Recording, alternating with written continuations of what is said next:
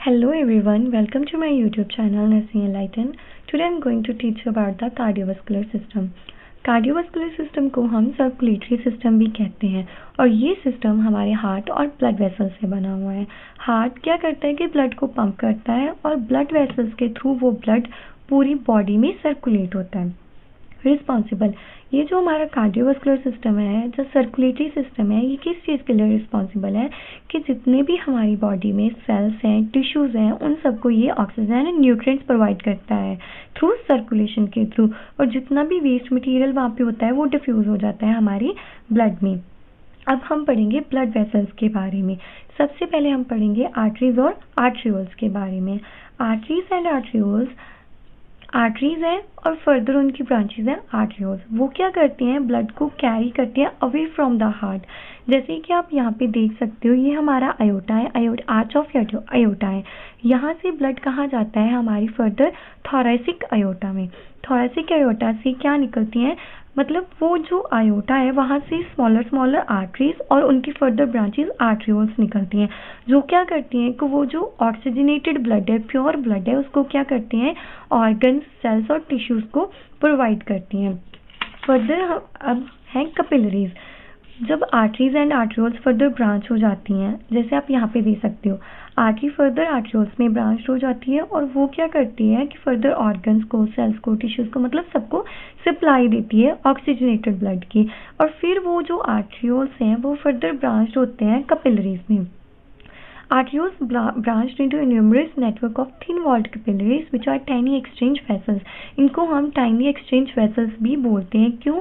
क्योंकि यहाँ पे एक्सचेंजमेंट होते हैं, जो हमने पहले बात की थी कि एक्सचेंजमेंट होती है न्यूट्रिएंट्स की और जो वेस्ट मटेरियल होती है उसकी। वो कहाँ पे होती है? हमारे कैपिलरीज में। जो टाइनी एक्सचेंज वेसल्स हैं वो क्या करती हैं कि जो भी न्यूट्रिएंट्स होता है, वाटर होता है, ऑक्सीजन होता है, उसको क्या करते हैं? डिफ्यूज करते हैं टिश्यूज में। टिश्यूज को, सेल्स को उनका न्यूट्रिएंट्स मिल गए, मतलब ऑक्सीजन मिल गया। फिर वहाँ से क्या होता है कि जो भी सेलुलर वेस्ट होता है, जैसे आप देख सकते हो कार्बन डाइऑक्साइड होगा, वो क्या होगा? वो फर्दर डिफ्यूज हो जाएगा हमारी ब्लड स्ट्रीम में। यहाँ पे ये कंसेप्ट क्लैरिफाई करूंगी मैं आपको कि कैपिलरीज टाइनी एक्सचेंज वेसल्स हैं जो किसमें हेल्प करी है? एक्सचेंजमेंट में। ऑक्सीजन, न्यूट्रिएंट्स, वाटर डिफ्यूज हो रहा है टिश्यूज में, और वहाँ पे जो भी वेस्ट मटेरियल है वो कहाँ पे डिफ्यूज हो रहा है? हमारी ब्लड स्ट्रीम में। यहाँ पे होगी एक्सचेंजमेंट, कैपिलरीज में एक्सचेंजमेंट होगी। फिर वो ब्लड क्या होगा? डीऑक्सीजनेटेड, मतलब ऑक्सीजनेटेड ब्लड ने सप्लाई कर दी न्यूट्रिएंट्स, ऑक्सीजन, वाटर। अब वहाँ पे जो इम्प्योरिटीज थी वो अब आ गई है ब्लड में, और वो ब्लड क्या हो गया है? इम्प्योर हो गया है, मतलब वो ब्लड डीऑक्सीजनेटेड हो गया है, क्योंकि उसमें क्या आ गया है? कार्बन डाइऑक्साइड आ गया और वेस्ट मटेरियल आ गया है। सो वो फर्दर किस में मर्ज होंगी? स्मॉल वेन्यूल्स में। वो वेन्यूल्स अगेन मर्ज होंगे वीन्स में, और वो वीन्स कैरी करेंगी जो डीऑक्सीजनेटेड ब्लड है उसको कहाँ कैरी करेंगे? हमारे हार्ट तक, क्योंकि वो वेन्स फर्दर कहाँ पे आके मीट करेंगे? हमारी superior and inferior vena cava से, और वहाँ पे वो डिफ्यूज करेंगी वो जो डीऑक्सीजनेटेड ब्लड है उसको। और वो डीऑक्सीजनेटेड ब्लड जब हमारे राइट एट्रियम में आता है तो फिर से राइट वेंट्रिकल से वो कहाँ जाएगा? हमारी पल्मोनरी आर्टरीज के थ्रू लंग्स में, और लंग्स में वहाँ पे क्या होगी? उस ब्लड की प्योरिफिकेशन होगी, मतलब उसमें से कार्बन डाइऑक्साइड बाहर निकल जाएगी और उसमें ऑक्सीजन के मॉलिक्यूल्स क्या करेंगे? बाइंड हो जाएंगे। और फिर वो जो प्योर ब्लड है, ऑक्सीजनेटेड ब्लड है, वो क्या करेगा? हमारी पल्मोनरी वेन्स, जो हमारी 4 पल्मोनरी वेन्स है, उनके थ्रू कहाँ आएगा? हमारे लेफ्ट एट्रियम में। लेफ्ट एट्रियम से वो ब्लड जाएगा हमारे लेफ्ट वेंट्रिकल में, और लेफ्ट वेंट्रिकल से, जैसे कि हमने पहले डिस्कस किया था, वो ब्लड कहाँ जाएगा? हमारे अयोटा, आर्च ऑफ अयोटा में, और वहाँ से वो ब्लड कहाँ जाएगा? हमारी पूरी बॉडी में, और वहाँ पे वो क्या करेगा? ऑक्सीजन, न्यूट्रिएंट्स प्रोवाइड करेगा। और फिर से वो जो इम्प्योर हो जाएगा तो फिर से वो ब्लड कहाँ पे आ जाएगा? हमारे राइट एट्रियम में। ऐसे ही ये सर्कुलेशन चलती रहती है, जिसकी वजह से हमने इस सिस्टम को सर्कुलेटरी सिस्टम भी हम कहते हैं। अब हम डिस्कस करेंगे कि हमने पढ़ा ब्लड वेसल्स के बारे में। वो ब्लड वेसल्स के भी अब एक स्ट्रक्चर है, पर्टिकुलर स्ट्रक्चर है, मतलब जो हमारी जितनी भी हमने ब्लड वेसल्स पढ़ी, arteries, arterioles, capillaries, venules, veins, वो किस स्ट्रक्चर से बने हुए हैं? उनकी 3 लेयर्स हैं, tunica adventitia, tunica media and tunica intima. जो ट्यूनिका एडवेंशिया है वो इस ब्लड वेसल्स की सबसे आउटर मोस्ट लेयर है, और वो आउटर मोस्ट लेयर किसकी बनी हुई है? फाइब्रस टिश्यूज की। फाइब्रस टिश्यूज थोड़े हार्ड होते हैं, सो ये क्या करती है आउटर लेयर कि प्रोटेक्ट और सपोर्ट करती है ब्लड वेसल्स को। सेकेंड लेयर है tunica media which is the middle layer of the blood vessels. वो क्या करती है? वो स्मूथ मसल्स की बनी हुई है, और इसमें क्या होती है? इलास्टिसिटी होती है कि अकॉर्डिंग टू ब्लड का जो प्रेशर होगा उसके अकॉर्डिंग वो खुद को डायलेट और कंस्ट्रिक्ट कर सके।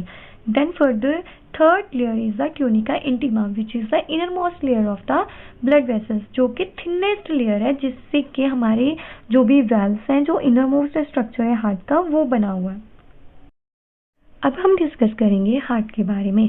हार्ट एक तरह का मस्कुलर ऑर्गन है जो कि मसल्स का बना हुआ है, और इसका स्ट्रक्चर हल्का सा ना कोन शेप्ड है, जिसकी वजह से हमने बोला कि रफली कोन शेप्ड होलो मस्कुलर ऑर्गन। और ये क्या करता है कि ब्लड को पंप करता है। इसका वेट फीमेल्स में है 225 ग्राम्स एंड इन मेल्स इसका वेट है 310 ग्राम्स। इसकी लोकेशन हार्ट की आपने मतलब कई बार फील किया होगा कि जब आप अपनी धड़कन सुनते हो तो आपको वो कहाँ पे फील होती है? लेफ्ट साइड पे। हाँ, मतलब लेफ्ट साइड पे फील होती है, लेकिन इसका मतलब ये नहीं कि हार्ट लेफ्ट साइड पे है। जो हमारा हार्ट है वो कहाँ पे है? इन द मीडियस्टर्नम, मतलब जो हमारे लंग्स हैं, जो हमारे फेफड़े हैं, उनके बीच वाली जगह पे बिल्कुल सेंटर में है, लेकिन हल्का सा ये थोड़ा सा लेफ्ट साइड की तरफ है, जिसकी वजह से ये हमें लेफ्ट साइड पे फील होता है। शेप, जो हार्ट की शेप है वो कैसी है? साइज, जो हार्ट की शेप है वो कैसी है? About the size of a close fist. Close fist मतलब जैसे आप अपना हाथ है उसके जैसे फिस्ट बनाओगे, तो हर किसी की बॉडी में हार्ट का साइज इतना ही होता है जितना कि उसकी क्लोज्ड फिस्ट होती है। अब हम पढ़ेंगे कि इसकी लेंथ कितनी है। जो हार्ट की लेंथ है वो कितनी है? 12 सेंटीमीटर, और इसकी जो विड्थ है मतलब वाइडनेस है वो कितनी है? 9 सेंटीमीटर, और इसकी थिकनेस है 6 सेंटीमीटर। अब हम डिस्कस करेंगे कि ऑर्गन्स, कौन कौन सी ऑर्गन्स है जो हमारे हार्ट के साथ एसोसिएटेड है। इंफीरियरली मीन्स नीचे, हमारे हार्ट के नीचे कौन कौन से स्ट्रक्चर हैं। सबसे पहले नीचे क्या है इसकी? ये एपेक्स है। एपेक्स और साथ में क्या है? डायफ्राम। मतलब हमने डिस्कस किया कि हमारा हार्ट का है बिटवीन द लंग्स, दोनों साइड पे लंग्स होंगे, और नीचे यहाँ पे क्या होगा? डायफ्राम। सुपीरियरली मतलब हार्ट के ऊपर कौन कौन से ऑर्गन इसके साथ एसोसिएटेड है। सबसे पहले क्या होगा? Iota, superior vena cava, and जो पल्मोनरी आर्टरीज है और पल्मोनरी वेन्स है हार्ट की ऊपर वाली साइड, मतलब सुपीरियर साइड है। पोस्टीरियरली हार्ट के पीछे। अब हमारे हार्ट के पीछे से क्या जाता है? हमारा digestive system. So digestive system and the respiratory system कहाँ पे है? हमारे हार्ट के बिल्कुल पीछे। सो वहाँ पे क्या क्या है हमारे हार्ट के पोस्टीरियरली? वहाँ पे है oesophagus, trachea, left and right bronchus. Laterally means heart के साइड्स पे। हार्ट के साइड्स पे क्या है? हमने पहले ही डिस्कस किया है, साइड्स पे है लंग्स, फेफड़े। एंटीरियरली मतलब कि हार्ट के आगे क्या है? अब हार्ट के आगे क्या है? हमारी स्टर्नम, रिब्स है और इंटरकोस्टल मसल्स हैं।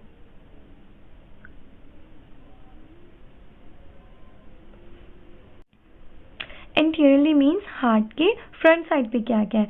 स्टर्नम है, रिब्स है एंड इंटरकोस्टल मसल्स हैं, जिनके बीच में पीछे क्या है? हमारा हार्ट है।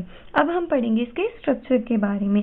जो हार्ट का स्ट्रक्चर है, स्ट्रक्चर में हम सबसे पहले डिस्कस करेंगे इसकी लेयर्स के बारे में। हार्ट की 3 लेयर्स हैं। First is epicardium, second myocardium and the third one is endocardium. जो क्या होगी? एपिकार्डियम है वो है ये वाली outer most layer is the epicardium, और ये जो आउटर मोस्ट लेयर है एपिकार्डियम की वो क्या है? ट्रांसपेरेंट है। और इसकी भी जो आउटर लेयर है इसकी भी फर्दर 2 लेयर्स हैं, outer layer and the inner layer. जो आउटर लेयर है उसको वो किसकी बनी हुई है? सीरस मेम्ब्रेन की, जिसको हम बोलते हैं ब्राइटल पेरिकार्डियम, और इनर लेयर को हम बोलते हैं विसरल पेरिकार्डियम।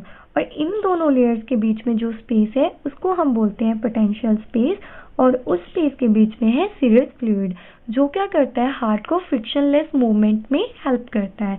ये हमने पढ़ा हार्ट की आउटर मोस्ट लेयर के बारे में, जो क्या है? एपिकार्डियम। जो कि फर्दर 2 में डिवाइडेड है, आउटर और इनर, जिसके बीच में एक स्पेस है जिसको हम बोलते हैं पोटेंशियल स्पेस, जिसमें है सीरस फ्लूइड, और ये किस में हेल्प करते हैं, हार्ट के फ्रिक्शनलेस मूवमेंट में। अब हम पढ़ेंगे, डिस्कस करेंगे हार्ट की सेकेंड लेयर के बारे में, जो है मायोकार्डियम। मायोकार्डियम कौन सी लेयर है, ये बीच वाली लेयर होगी। ये क्या है, middle layer of the heart. ये किससे बनी हुई है, स्पेशलाइज्ड कार्डियक मसल टिश्यूज से बनी हुई है, जो जनरली किस में हेल्प करते हैं, हार्ट की इलेक्ट्रिक कंडक्टिविटी में हेल्प करते हैं।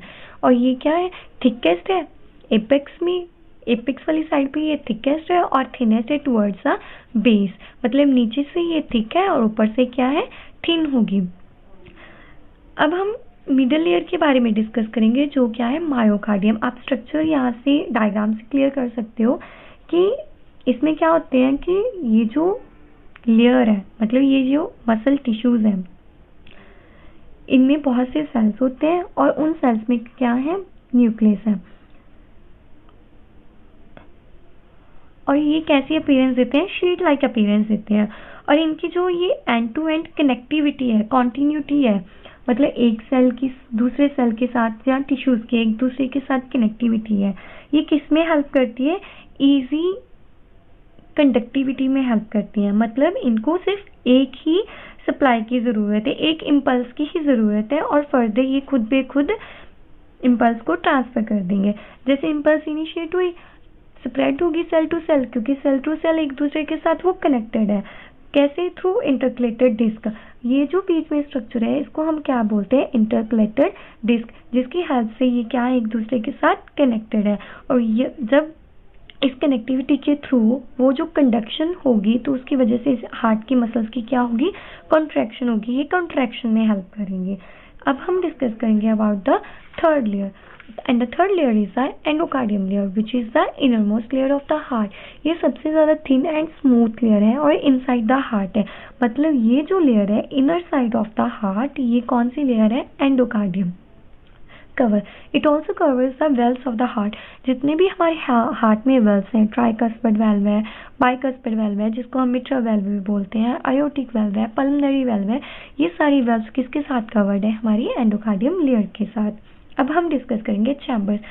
पहले हमने डिस्कस किया इसके स्ट्रक्चर के बारे में कि इसमें कौन सी 3 लेयर्स हैं, एपिकार्डियम, मायोकार्डियम एंड एंडोकार्डियम। अब हम डिस्कस करेंगे चैम्बर्स। हार्ट में 4 चैम्बर्स हैं, अपर 2 chambers and the lower 2 chambers. जो अपर 2 चैम्बर्स है वो है right atria and the left atria. जो क्या है, अपर 2 चैम्बर्स, और ये डिवाइडेड है या सेपरेटेड है किसकी हेल्प से, इंट्रा एट्रियल सेप्टम की हेल्प से। और इसमें क्या है, लोअर 2 चैम्बर्स हैं, वो तो जो लोअर 2 चैम्बर्स हैं वो किसकी हेल्प से सेपरेटेड है, इंटरवेंट्रिकुलर सेप्टम की हेल्प से। ये है हार्ट के 4 chambers, 2 upper chambers and they are the 2 lower chambers. अब हम डिस्कस करेंगे about the valves of the heart. हम यहीं से डिस्कस करेंगे वेल्व्स। इसमें है 4 वेल्व्स। फर्स्ट वेल्व है ट्राइकस्पिड वेल्व, सेकंड वेल्व है bicuspid valve, third pulmonary and the fourth valve is the aortic valve.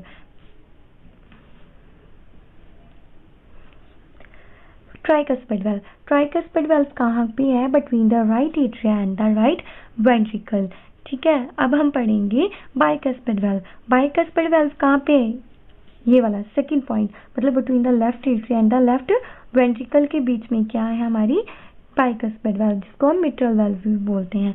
And the third valve is the pulmonary valve, ये है हमारी यहाँ पे है pulmonary valve. And the fourth valve is aortic valve.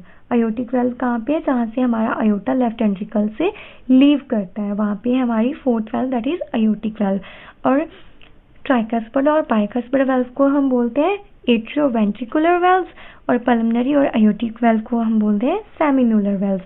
In valves का main function क्या है कि हार्ट में जो ब्लड फ्लो है उसको बैक फ्लो को प्रिवेंट करते हैं।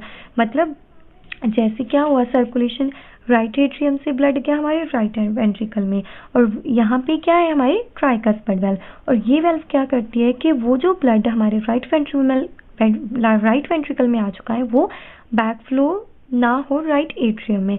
ऐसे ही जो पल्मोनरी वेल्व है वो प्रिवेंट करती है back flow of the blood into the right atrium, जब वो हमारी पल्मोनरी आर्टरीज में चला जाएगा।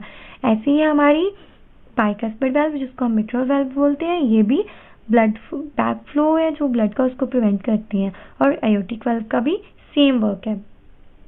अब हम डिस्कस करेंगे blood supply to the heart. मतलब कि हार्ट तो पूरी बॉडी को सप्लाई दे रहा है, पूरी बॉडी को सेल्स, न्यूट्रिएंट्स, ऑक्सीजन प्रोवाइड कर रहा है, लेकिन हार्ट को भी तो अपनी वर्किंग के लिए सप्लाई चाहिए। तो हार्ट को वो सप्लाई कहाँ से मिल रही है? सबसे पहले हम डिस्कस करेंगे आर्टीरियल सप्लाई के बारे में। मतलब ऑक्सीजनेटेड ब्लड हार्ट को कैसे मिलता है, प्योर ब्लड कैसे मिलता है? ये मिलता है right and left coronary arteries की हेल्प से। और ये आर्टरीज कहाँ से ओरिजिनेट होती है? Distal to the aortic valve. ये जो हमारी आयोटिक वेल्व है, इससे थोड़ी सी दूरी पे यहाँ से हमारी क्या निकलती है? Right and left coronary arteries. जब यहाँ से वो right and left coronary arteries निकलेंगी तो वो आर्टरीज क्या करेंगी? हमारी हार्ट को सप्लाई करेंगी, जो कि आयोटा से क्या हुई है? अराइज हुई है, मतलब निकली हैं, और हार्ट को वो सप्लाई देंगी। कौन सा सप्लाई देंगी? ऑक्सीजनेटेड ब्लड और आर्टीरियल सप्लाई। अब हमारे हार्ट को ऑक्सीजनेटेड ब्लड मिल गया, लेकिन वहाँ से इम्प्योर ब्लड कहाँ से ड्रेन होगा? वो होगी वीनस ड्रेनेज। मतलब कि वो जो डीऑक्सीजनेटेड ब्लड है, वहाँ blood is collected into several small veins.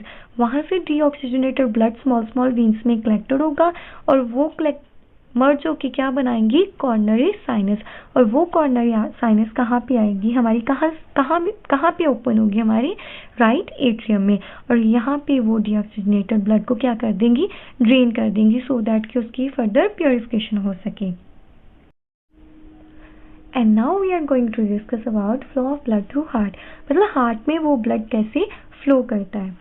सबसे पहले जितना भी डीऑक्सीजनेटेड ब्लड है हमारी पूरी बॉडी में, वो वेन्स की हेल्प से, वेन्यूल्स और वेन्स की हेल्प से कहाँ पे आएगा? हमारे superior and inferior vena cava में। और वो कहाँ पे ड्रेन होगा ब्लड? फिर राइट एट्रियम में। राइट एट्रियम से वो डीऑक्सीजनेटेड ब्लड कहाँ जाएगा? हमारे राइट वेंट्रिकल में। और इसके बैक फ्लो को कौन प्रिवेंट करेगा? जैसे कि हमने पीछे डिस्कस किया, ट्राइकस्पिड वाल्व, वो इसके बैक फ्लो को प्रिवेंट करेगी। मतलब जब ब्लड राइट एट्रियम से राइट वेंट्रिकल में आ जाएगा तो वो वाल्व क्या हो जाएगी? शट हो जाएगी, मतलब बंद हो जाएगा, जिसकी वजह से वो ब्लड फिर से राइट एट्रियम में ना जा सके। अब राइट एट्रियम से ब्लड जाएगा कहाँ पे? हमारी पल्मोनरी आर्टरीज में। Right and left pulmonary artery में जाएगा, और उसके बैक फ्लो को कौन प्रिवेंट करेगा? Pulmonary valve. मतलब जब ब्लड हमारे राइट वेंट्रिकल से आर्टरीज में चला गया, पल्मोनरी आर्टरीज में जाएगा, तो पल्मोनरी वाल्व शट हो जाएगी, सो दैट कि वो ब्लड हमारे राइट वेंट्रिकल में बैक फ्लो ना हो। जब वो ब्लड हमारी पल्मोनरी आर्टरीज में चला जाएगा, फिर वहाँ से वो ब्लड कहाँ जाएगा? हमारे लंग्स में। लंग्स में क्यों जाएगा? For the purpose of purification, कि जो वो डीऑक्सीजनेटेड ब्लड है वो ऑक्सीजनेटेड ब्लड में कन्वर्ट हो सके। जब ब्लड प्योरीफाई हो जाएगा, ऑक्सीजनेटेड हो जाएगा, फिर वो ब्लड कहाँ पे आएगा? हमारी left and right pulmonary veins की हेल्प से वो कहाँ पे आएगा? हमारे लेफ्ट एट्रियम में। जब वो ब्लड हमारे लेफ्ट एट्रियम में आएगा तो फिर वहाँ से वो ब्लड कहाँ जाएगा? हमारे लेफ्ट वेंट्रिकल में। लेफ्ट वेंट्रिकल में जब वो ब्लड आ गया तो उसके बैक फ्लो को कौन प्रिवेंट करेगा? हमारी मिट्रल और बाइकस्पिड वाल्व। लेफ्ट वेंट्रिकल से वो ब्लड कहाँ जाएगा? अब हमारे आयोटा और आयोच ऑफ आयोटा में। और उसके बैक फ्लो को कौन प्रिवेंट करेगा? हमारी आयोटिक वेल्व प्रिवेंट करेगी। और फिर आयोटा से वो ब्लड कहाँ जाएगा? हमारी आर्टरीज, आर्ट्रियोल्स में जाएगा, और फर्दर जैसे हमने पहले डिस्कस किया था, कैपिलरीज में एक्सचेंजमेंट होगी, और फिर वेन्यूल्स और वीन्स में वो डीऑक्सीजनेटेड ब्लड कहाँ पे आएगा? हमारे superior and inferior vena cava में, और फिर से वो जाएगा हमारे राइट एट्रियम में। ऐसे ही ये जो फ्लो ऑफ ब्लड है थ्रू हार्ट चलता है और बॉडी में भी सर्कुलेट करता है। यहाँ पे मैं आपको एक चीज़ क्लैरिफाई करूँगी, जहाँ मैं आपको हाईलाइट करना चाहती हूँ, वो क्या है कि जो डीऑक्सीजनेटेड ब्लड है हमारे राइट वेंट्रिकल से हमारे लंग्स में जाता है, वो कौन लेके जाती है? Pulmonary artery. और जो ऑक्सीजनेटेड ब्लड है वो कौन लेके आता है? हमारी पल्मोनरी वेन्स लेके आती है हमारे लेफ्ट एट्रियम में। कहाँ से? लंग्स से। आपको क्लैरिफाई हुआ? पहले तो हमने डिस्कस किया था कि जो आर्टरीज होती हैं वो क्या करती हैं? प्योर ब्लड को कैरी करती हैं, ऑक्सीजनेटेड ब्लड को कैरी करती हैं, और जो वेन्स होती हैं वो डीऑक्सीजनेटेड और इम्प्योर ब्लड को कैरी करती हैं। लेकिन हार्ट में थोड़ा सा कंसेप्ट डिफरेंट है, और ये आपको हमेशा हाईलाइट रखना होगा अपने माइंड में भी, और अपने जो भी आप एग्जाम दोगे वहाँ पे भी, कि हार्ट में पल्मोनरी आर्टरी जो है वो डीऑक्सीजनेटेड ब्लड को कैरी करती है। कहाँ पे? लंग्स में। और जो हमारी पल्मोनरी वेन्स है वो कैरी करती हैं ब्लड को from lungs to left atrium.